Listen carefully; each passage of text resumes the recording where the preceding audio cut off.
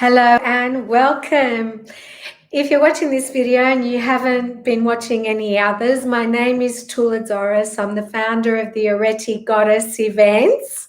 And I want to welcome you, especially to our goddesses, because I set up the Areti Goddess Events to empower women to change our statistics and close the gender gap.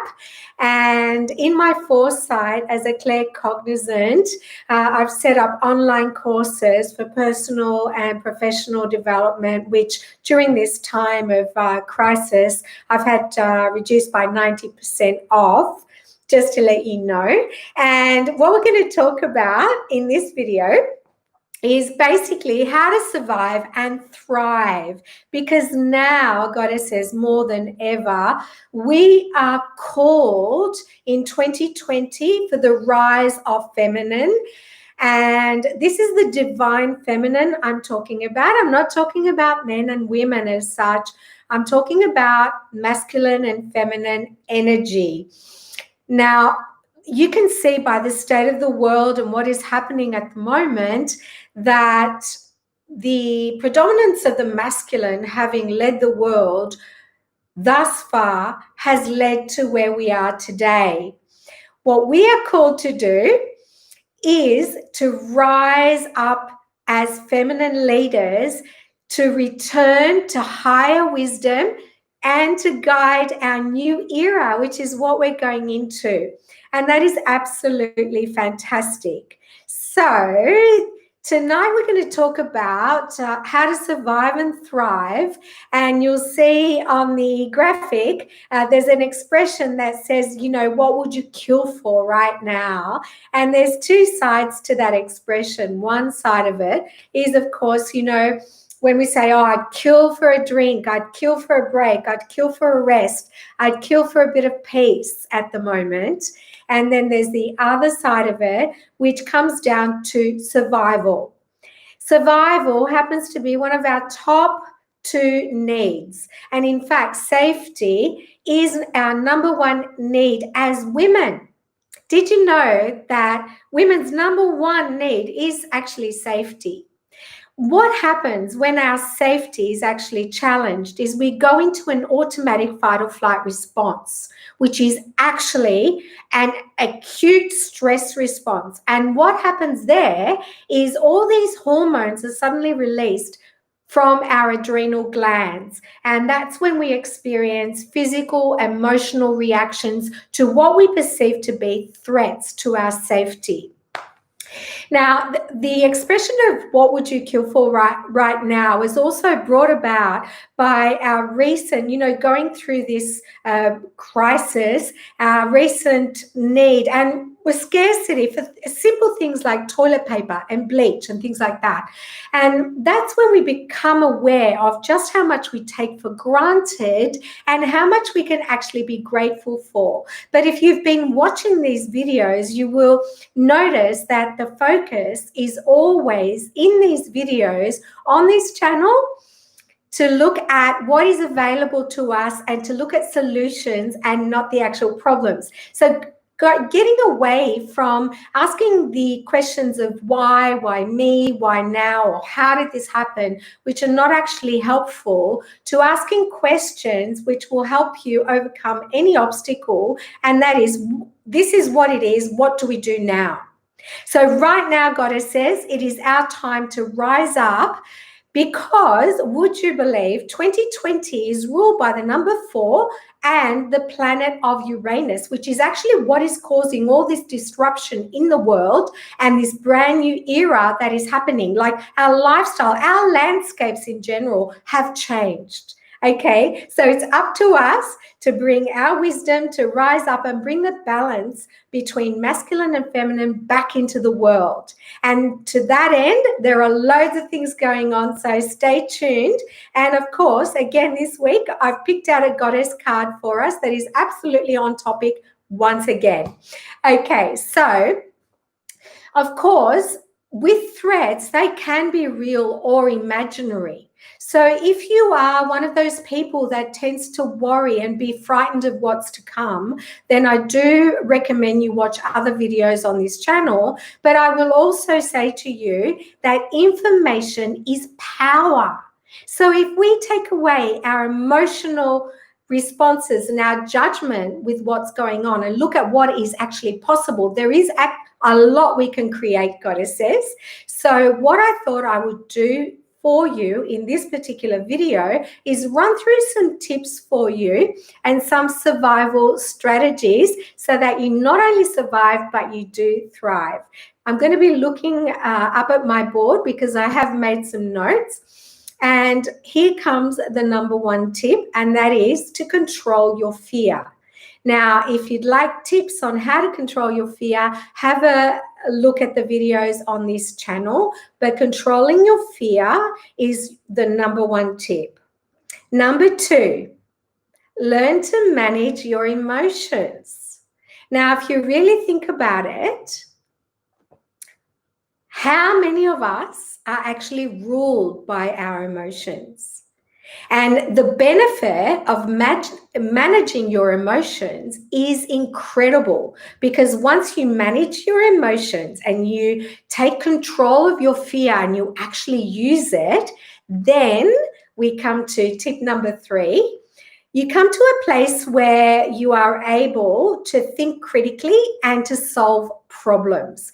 And that is tip number three. Tip number four is adaptability and initiative. So it's being adaptable to change. And what do we know of life? Everything passes and everything changes. It is actually the one thing that we can be absolutely certain of. So when we actually get to a stage of acceptance and become adaptable, then we can have initiative to go forward. Which brings us to tip number five, and it's all about collaboration and leading by influence. Now, us women, all the feminine aspect is all about collaboration, not competition. And collaboration is also about spirit, not ego. Okay? So leading by influence is the best thing we can do to come together and unite and rise up for the divine feminine in 2020. Number six is imagination and curiosity. So it's not looking down, but it's looking at all the possibilities that can happen when we tune into our higher consciousness and we are clear channels for guidance. Our imaginations, when we become resourceful, just go wild, and having curiosity about what's going on rather than judging what's going on will bring about all these amazing ideas for you. Number seven is entrepreneurship. Now, in this particular new era, what have we noticed? We have noticed online business increasing by, what is it, 80%, 600%. Everyone is online, and that is actually the way of the future. Now, with, my claircognizance, my foresight, last year what I did was I published an online course called the Areti Goddess Online Program that you can actually find for the next few days at 90% off. And that helps you boost your confidence, your relationships, your health, gives you all the business tools you need to start a business, particularly online. So check that out, okay? The good news is, even though these tips are quite, I guess they're quite big concepts and they do take some work, okay? The good news is that you can actually rewire your brain to success, to great health, to everything you want to, because our brain is malleable. There is such a thing called neuroplasticity. We are able to rewire our brains. So that's the good news there. Now, I have to tell you, with the online courses for personal and professional development, there are exercises there to do just that, to release you and set you free. So just so you know, and tips to practice as well with ongoing support, etc. Now, I do have an online course that I can recommend to you, which is how to access your purpose and passion. And that includes releasing any blocks to do what you love, especially now in this new era, Goddess. Another initiative is the 2020 case study for the rise of female leaders.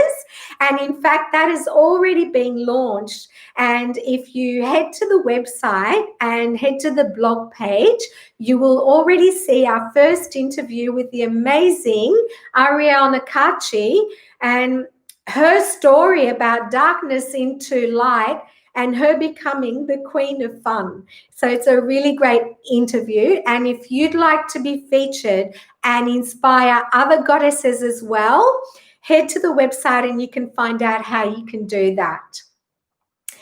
The case study is there to support my actual initiative and my goal, which is to be part of the Festival of Dangerous Ideas for TEDx in Sydney. And I want to get up and talk about the rise of female leaders and how vital it is to our cultural survival. So if you'd like to follow me on that journey, if you like these videos, you can share them. You can subscribe because I do broadcast weekly as well. But join us, and anything you need in terms of support, you will get this year, Goddess. So whatever it is you want to overcome, you can overcome it. You will have the support to do it, both numerologically, astrologically, in every way possible. This is our year. So go for it. And if you are struggling, feel free to book a free coaching call with me. And, you know, with any of the online courses, anything, there's a lot of support. It's all about collaboration, unity, and growth, and bringing our wisdom to this new era that we're going into at the moment. So I hope that these tips empower you. When these live broadcasts finish, you can actually watch the replays, which is really good. So you can actually stop and take notes and put those tips to practice. The bottom line with all of these tips is actually rewiring your brain. And actually, having said that, there is a free online course on setting yourself free to boost your confidence with a great, very powerful and simple exercise in it that you can access as well. Now, having said all that, we're up to our goddess card for the week. And once again, it is a very, very apt card that I've picked out. So I'm going to share it with you right now. And this week, we've picked out the card of Kaltis. Kaltis is a moon goddess venerated by the Ugric peoples of Western Siberia. A shapeshifter, she is shown here manifested as a hare, an animal sacred to her. This appearance shows her lunar nature, for the hare is a lunar creature. Many cultures, when looking at the moon, see the outline of the hare who lives in the moon. The hare is often seen as an intermediary between lunar deities and humans, so the appearance of Kaltis in this form indicates her accessibility to her people. Kaltis is known as a fertility goddess and a goddess of rejuvenation, which is all about our new era, goddesses. She's called upon by women in childbirth, for she is especially venerated as a promoter of the beginning of the life cycle, a new life, a new era, a new chapter. Although she is somewhat feared because she can determine people's destinies, she is mostly revered for her gentle wisdom. She is a compassionate guide to the mysteries of life. Isn't that absolutely beautiful? So that's our goddess card this week, goddesses. And that is the energy that is around this week. And of course, we've got the full moon as well, which is all about creation. So take this opportunity to look at the new era as a new era of possibility. And remember that information is power. We can always expect the best. while we prepare for the worst. That is not a motivation for fear, okay? This is a motivation for action, for creation, rejuvenation. So with that, I'm going to leave you now. I wish you amazing success, and as always, namaste.